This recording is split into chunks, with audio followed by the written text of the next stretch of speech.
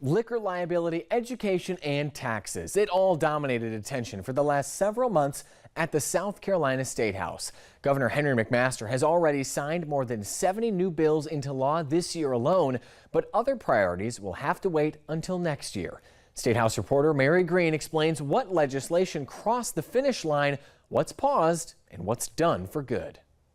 Especially at the last minute, we had a lot of big bills passed. Among them were two major priorities for the year that Governor Henry McMaster signed into law Monday. One aims to secure South Carolina's energy capacity as the state faces massive growth. The other looks to provide relief to bars and restaurants struggling with skyrocketing insurance costs, while also reforming some aspects of South Carolina's civil justice system. That was a hard slog all the way through, but we were able to get an agreement to deal with the most pressing issues, so I'm pleased with that. The governor has also signed a bill to merge 3 state health-related agencies into one, as well as enacted several education bills into law. Among them is the Educator Assistance Act to reform teachers' contract process and reduce burdensome paperwork in the hopes of keeping more teachers in the classroom amid a major shortage. Another will attempt to reinstate the controversial private school voucher program. The state Supreme Court found an earlier iteration of this was unlawful,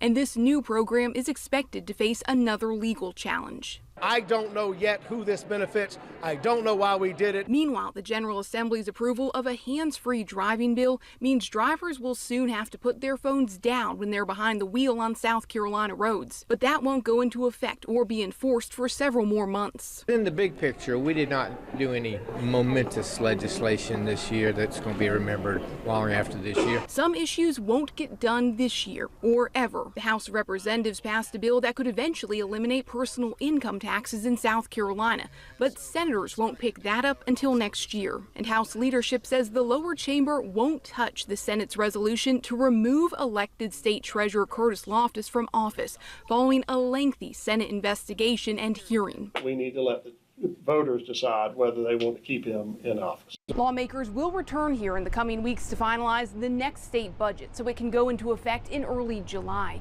Any other legislation that didn't make it to the governor's desk this year can be picked up next January when the General Assembly begins the second of this 2-year session. Reporting from the State House, I'm Mary Green.